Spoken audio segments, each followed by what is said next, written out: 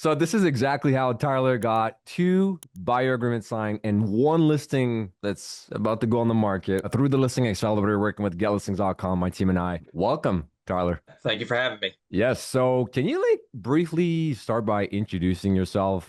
Who are you? Like, where do you work? How long you been an agent for? All that good stuff. Yeah, so my name's Tyler Mattingly. I'm born and raised in Southern Maryland, where I currently work. Work with Coldwell Banker J. Lilly Real Estate. We have two offices, one in Waldorf, Maryland, and one in California, Maryland. Basically, when we define Southern Maryland being Charles, St. Mary's, and Calvert County, relative close to the nation's capital. I know you're in Canada, but United States capital being Washington, D.C. Been in the business I'm working on my fifth year now. Got into business very early part of 2021, 25 years old. So I got into business young because I needed a little bit of flexibility due to some health issues with some family members of mine. And just generally, I love to help people and work with people. So that's how I got into business.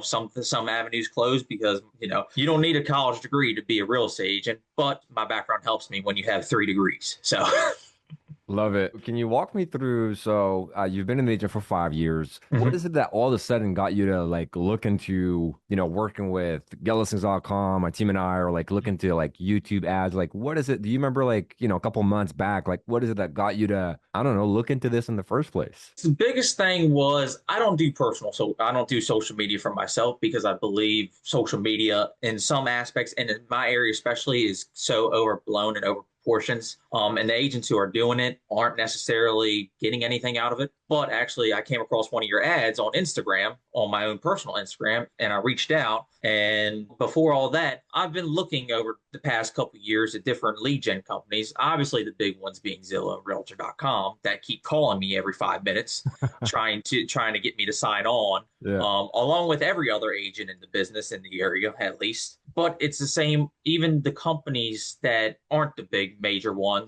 they call every so often too. And I've joined a couple over the years. I've joined some big national brands. I've joined some little brands. And my money's gone wasted. They're all basically the same in terms of quantity over quality. You don't have the quality leads that a real estate agent needs that we could say, okay, this is actually going to pan out and I'm not wasting my time here versus the quantity of the leads.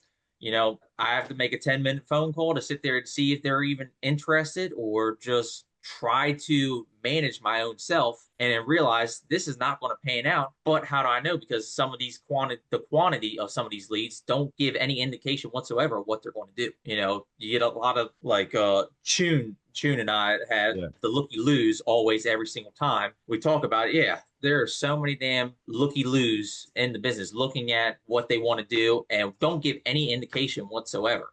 So that's the biggest thing. So when I came across y'all, I was interested because there's no other company doing YouTube ads. I mean, there is, but they're not doing it specifically for real estate agents. And that's Right. that's that's the biggest thing. And I came across your story of your grandmother, Right. I believe, Yep. who Yep. was in the You got business it. and she didn't have anything.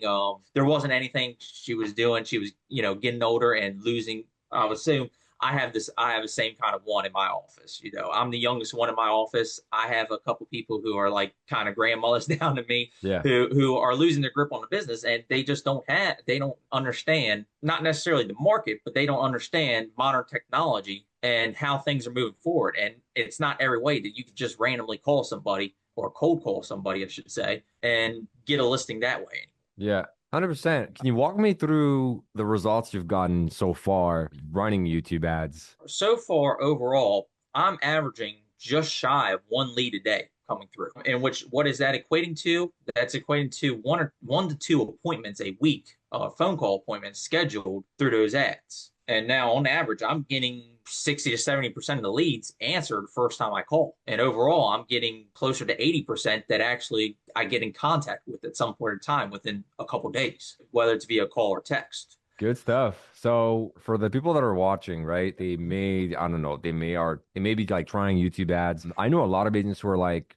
at first when they generate leads, like that's one hurdle they just overcame, right? They're generating leads. But then the second hurdle soon becomes, how do I get in contact with those leads? Like they're not able to like reach them or like they don't have speed to lead. Like, can you give me, for example, like an overall view of like, what is it exactly that you do that, is enabling you to reach, say, 80% of your leads? Continuously following up and not necessarily having the phone up my butt every 5 minutes, that when a lead comes through, instant phone call like you do, like I did in the younger business, is just give me some time for it to stew. Don't instantly call, because then that's I had somebody before when I was working quantity of leads. I was like, are you stalking me? Because you just picked up the phone right away after I put my information in there. It's about continuously following up with these people, Okay. not just going to one channel, do all the channels. And not everybody in the modern day calls, but a lot of people, especially in the older community, still do use calls or call people. Younger community mostly text, and then you have the occasional business person that all they do is email.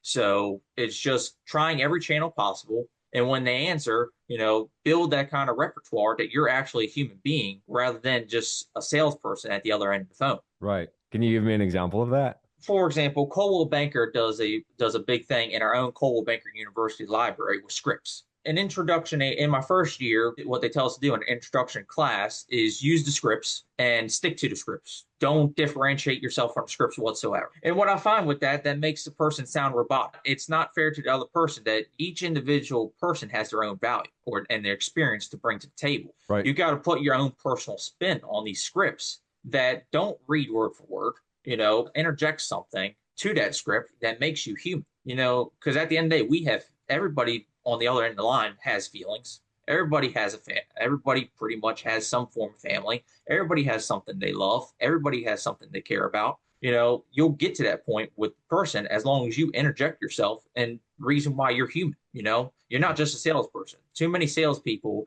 go out there and try to get every little detail out of it. And some people aren't just willing to give up every single detail.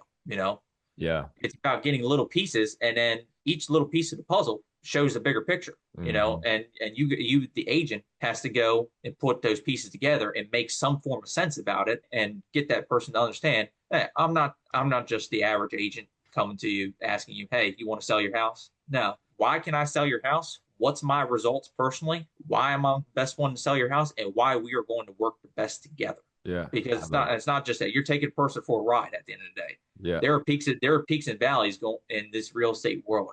All the buyers I worked with this year, each one of them has an own individual circumstances that are different from each other. Each individual seller, same thing. They Yeah. got a house to sell, but they're going to have their own personal preferences, and there's no two houses that are in the exact same location that are going to have the exact same features unless you were in a neighborhood with a strict HOA that makes sure that everything is down to a T inside and out. Yeah, absolutely. Walk me through like the two buyers that you had, right? Mhm. That are now like under contract. How did you get in touch with them? Like what happened? What was the journey that they went through in order to like reach out to you? Like did they first see you on YouTube, then they clicked, then you called them back or you texted them? What did they say? Like can you just like walk me through like the journey? Yeah, so they clicked on the YouTube ad first of all. They saw the YouTube ad that's targeted specifically to them because the listing accelerator targets homeowners specifically. Both of these people were homeowners, so they clicked on the ad and then watched the ad and wanted the advertisement that came with it. Can't remember her name off the top of my head, but and then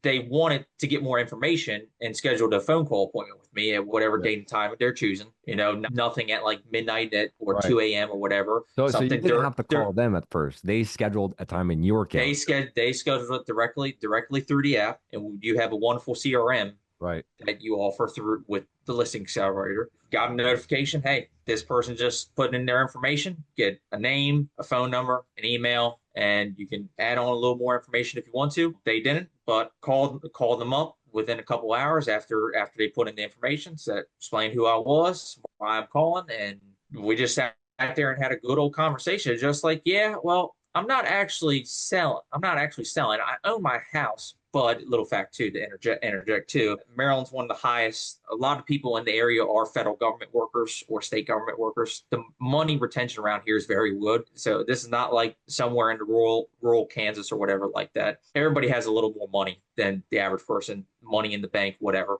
Right. The people had these houses and they're like, yeah, we bought our house 25, 30 years ago. Our house is just about paid off and our mortgage ain't that much. Our incomes we're dual income household. We wrote our income's risen so much over the years. We're looking at buying our final house or next house, or I don't know what exactly they want or their circumstance, but that's information they can give me if they want it. If not, that's on them. I'm just here to help them. But basically, yeah, we got the document, read it, and we want to redo stuff. We want to redo our house to make it sellable, but we don't need to sell in order to buy, Okay. essentially. So that's the biggest thing because a lot of people will buy their starter house, and then the big money around here goes to the waterfronts because waterfronts in my area are $200,000 to $300,000 more than the same house across the street just because it's on the water. At Right. least in some cases, it's several hundred thousand more than that, or millions more. Right. Um, but basically, and just having a good old conversation about the area, trying to find stuff that connects Yeah. with each other. Yeah. Like I found out one of my buyers, I went to school with his grandson, Really in elementary school. Yeah, we went different paths in terms of in terms of middle school and high school, but both from the same area basically. nice. So So you had this in that's common. yeah, yeah, What yeah. about like the potential seller? Like was it like kind of like the same scenario? They saw you on YouTube, and then after that, they booked an appointment in your calendar, and then you called them back at that time. Exactly that. In fact, he missed his appointment time because scheduled appointment at 10 a.m. and was at work at the time and called me back at 4 o'clock in the afternoon and said, yeah, I'm sorry. I totally forgot I had an appointment with you at this time. I even had a reminder on my own personal calendar for this appointment. But Yeah. he basically had a rental house he was looking at selling and just wanted more information, because it was a rental house. Obviously, renters don't necessarily take care Yeah. of it. 95+% of the time, renters don't take care of the house because they're renting. But just wanted to know what kind of upgrades and then even evaluation right now. What could he get for it as is? What could he get for it if he redid everything? And we found ourselves that he was going to do a couple things that made sense and didn't do a couple things because they didn't make sense because of value. Right. So now we're basically I should within the next week or two have a signed listing agreement with them because I recommended a good contractor to him in the area, and the contractor called me and said, "Yeah, thank you for the referral, but there's business is almost done on my end, so it's your turn." Good stuff. So, how long did it take you to get those results? Like that good, potential seller and those two buyers. So it took about 3 weeks before I got solid people that actually could have good conversations with. Yeah. If I had to say out of my first 50 leads, out of all the information I got from them, I can tell you I break it down to like 10, 10, and 10 out of the first 50. So 20%, 20%, 20% out of it. 10 of those leads aren't worth a damn, never going to pan out for anybody, no matter who gets them. You got another 10 that don't know what they want and are probably never going to do nothing. Very slim chance they're going to do anything, but still going to at least try. I'm Right. going to try it with everybody, but you kind of got to pick and choose sometimes when you get busy, you get a sheer volume and don't have a million hours a day to call everybody. Right. Then you got another 10 that are, they're going to do something, but still don't know what they're going to do. They don't have a determined time frame. They don't have a determined everything, but they're going to do something. So you got to keep on with them. Then you got another 10 that are going to be sellers but not necessarily today, a long-term seller. Like you're going to have to follow up with that lead for 1 to 5 years before they do something. And then you got the other 10 that are going to do something right now this year. Let's see how we can work with each other. So basically good results. 20% are probably going to sell this year. What I'm seeing. Nice. And I'm not just getting 50 leads. I've been in the program a couple months now, and I'm well over probably 80, 90 leads total so far. And do you know how much you spent approximately on the ads to get that many leads? So what we set up is roughly the same thing. It's been the whole time about $30 a day YouTube spend. $30 a day. Yeah. Yeah. So roughly in a 30-day period, $900 a month. $900 a month. Got it. Now, and you've been running the ads for what, like a good 3 or 4 months now? Yes, yes, yes, Yeah. yes. What did you have to do on your end in order for the system to like start running? Like how many videos did you record initially? Do you recall? Initially, zero. Why? Zero. Because y'all pre-made Yeah. videos started to work real well. Right. You know, Yeah. because I'm not the most beautiful person in the world. I'm not good in front of a camera. I hate taking pictures. So that's the biggest thing. But we got started that way. I've recorded I think a couple so far that are in editing right now. But Nice. obviously, you got to start somewhere. So it's better to start with nothing and work your way there. Awesome. So, I mean, it is what it is. Like, if it works, right? So Yeah. that's what we use with a lot of our clients, even for our own ads as well. So, really, all you did have to do was what? Just hopped on a call with our client success manager, Chun, and then we Mhm. set it up together, and then that's it. Yeah, basically. Not very much more than that. And basically make sure everything's up to my standards and my approval. And then once I give the thumbs up, shoot to the moon. Cool. Good stuff. So, if you could like give yourself, your past self, one piece of advice when it comes to YouTube ads or generating leads, right? Whether that's like you 4 months ago before starting YouTube ads, or whether that's you 5 years ago when you got your license, Mhm. what would like that one piece of advice be? Biggest piece of advice, if I had to go back in time to a 5 year self, I would have started this a hell of a lot sooner than I did. Oh, yeah. Or try to figure out it sooner. It's a Yeah. it's a complex process. If I had to go back to when I started this, biggest thing would be, have some different conversations with some people. Don't spend as much time dwelling on the ones that aren't going to work out, Yeah. because that's a big thing. When I got into this business and whenever I start something, I want to help everybody. Most people want to help everybody they can, but some people you just can't help them. It's just plain and simple. Yeah. And it hurts my feelings sometimes, but just got to move on with it. Take the punch on the mouth and move on. Yeah. To wrap up the interview dialogue, what would you say to someone, a real estate agent that's watching this that might be on the fence of, hey, is this for me? Should I join? Should I not? They're like on the fence of joining us at getlistings.com and working with the listing accelerator. Like, what would you tell them? I would tell them to sign up first of all. Second of all, I would say your company's not going to do anything without your own approval. You know, Obviously it costs a decent amount to get into the program and set up and everything like that, but it's worth it. You're potentially reaching I don't know how many areas that agents in your program are servicing with YouTube ads, but you're reaching a potential untapped environment right now. We're oversat. Facebook, Zillow, Realtor, all the other ways to get leads are oversaturated. Yeah. YouTube ads are pretty much untouched. Before I got into this program, I never saw a real estate agent have a YouTube ad. Now, every once in a while, I actually see mine, and I'm not actually a homeowner. So it helps you there reach new clients that potentially have never gone to Zillow and Realtor.com. When frankly, Zillow and Realtor.com, you're pretty much some of the people going in the program and putting their name and information over there, or you're getting the same people if you sign up for both. Right. It doesn't make sense. Here it makes sense because you're getting an untapped client base potentially, or customer base, I should say, that could potentially lead to clients. And there's a lot of people in the program.